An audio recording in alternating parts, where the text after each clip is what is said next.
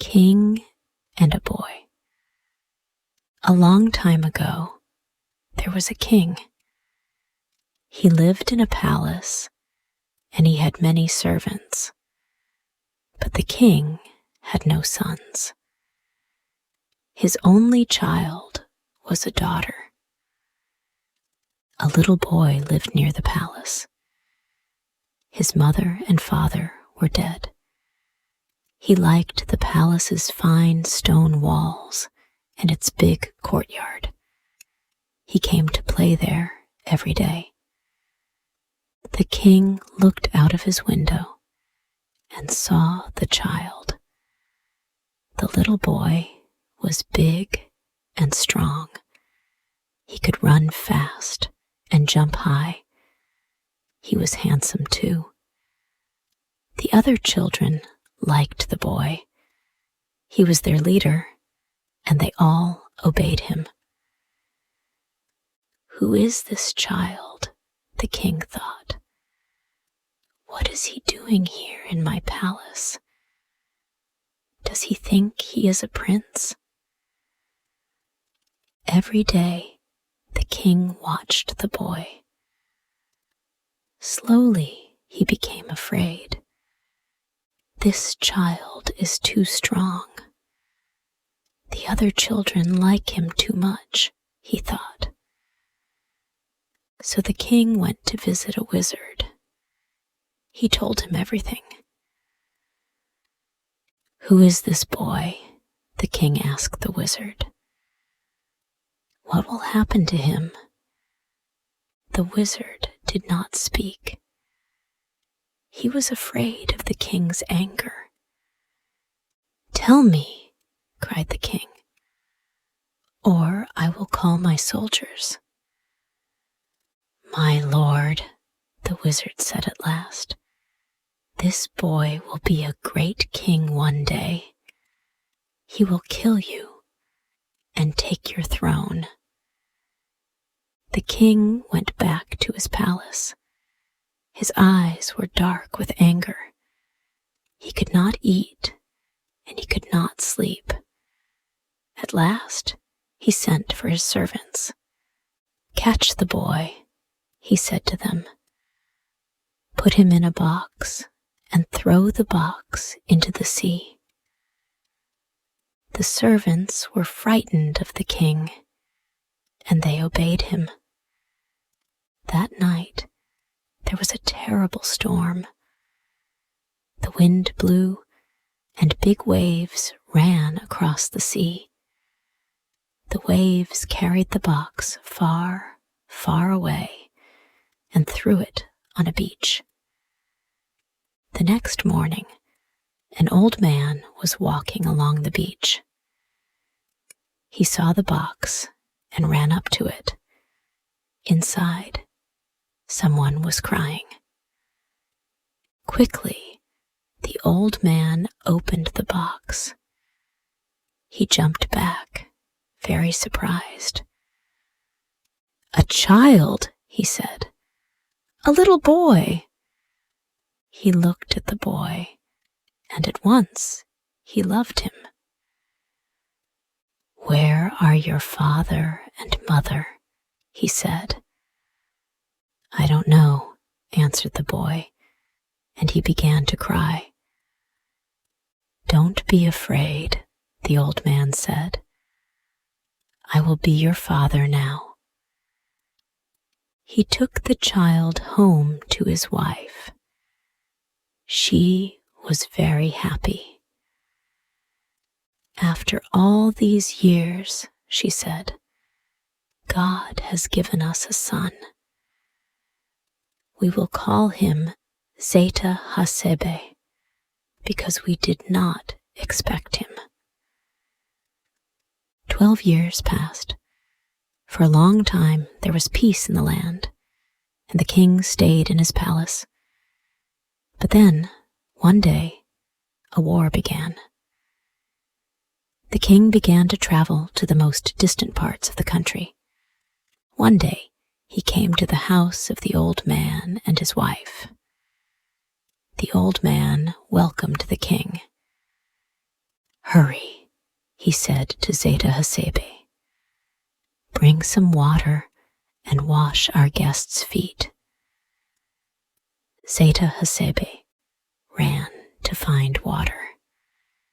He washed the king's feet. The king smiled at Zeta Hasebe. He liked him. Here is a fine, strong young man, he thought. He works hard for his father, and he shows respect for his father's guest. Your son is a good boy, he said to the old man. This boy is not my son, my lord, the old man said. He came to us from the sea. What? Said the king. What do you mean? One day, 12 years ago, the old man went on, I was walking on a beach. It was the morning after a great storm. I found a box. I opened it, and inside it was a little boy. I took him home with me. My wife was very happy because God has not given us any children. This boy became our son. We called him Zeta Hasebe. The king frowned. He looked at Zeta Hasebe angrily. He did not like him now. He is my enemy, he thought. He will kill me and take my throne. The king thought quickly. He tried to smile again. Listen, he said to the old man. I like your son. He's a fine boy. I must go back soon to my palace. Send him to me, and I will look after him. He will be a rich man, a powerful man. A great future is waiting for him. He called to one of his servants. Give me some paper and a pen, he said. The servant brought some paper and a pen, and the king wrote a letter. To my guards, he wrote, catch this boy and kill him, and bury his body in front of my palace.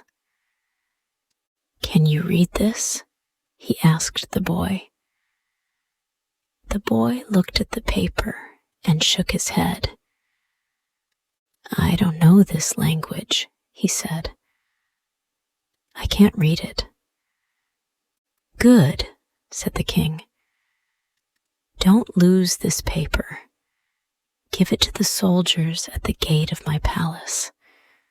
They will bring you to me. Thank you, my lord, said Zeta Hasebe. Come soon, the king said, and then he went away. The old man and his wife were sad. They did not want to lose Zeta Hasebe. They loved him, but Zeta Hasebe was happy and excited. When can I go to the palace and see the king, father? He said every morning. Can I go today?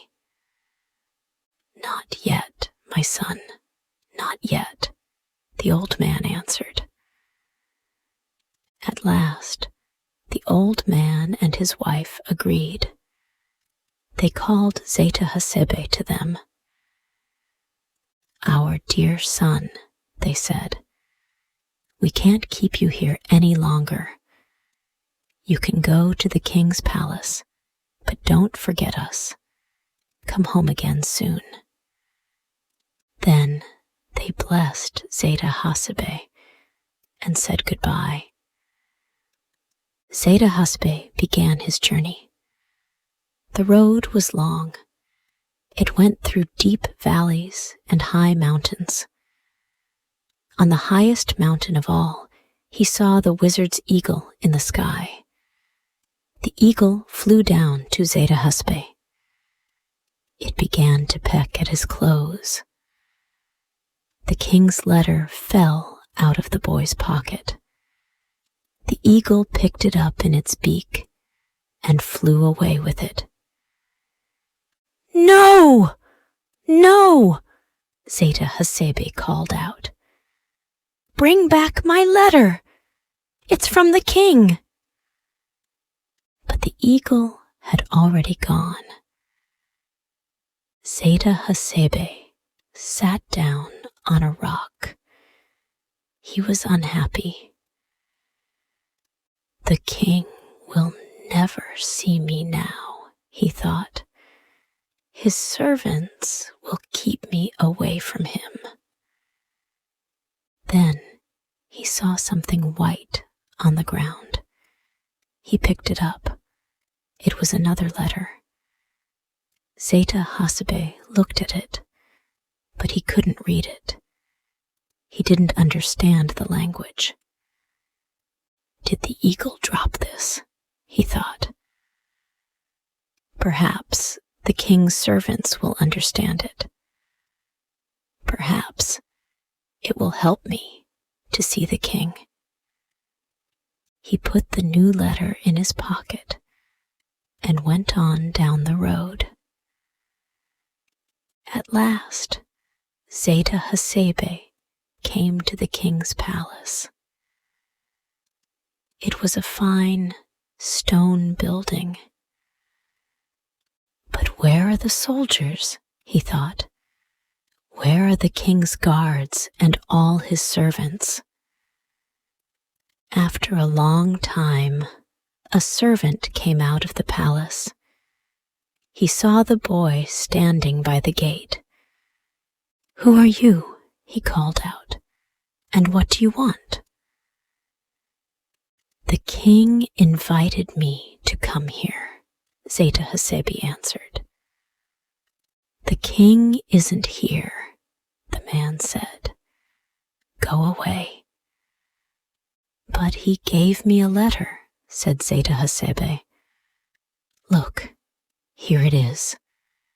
"Show it to me," the man said. So Zeta Hasebe showed him the letter. The man opened it and began to read. "This man is Zeta Hasebe," the letter said.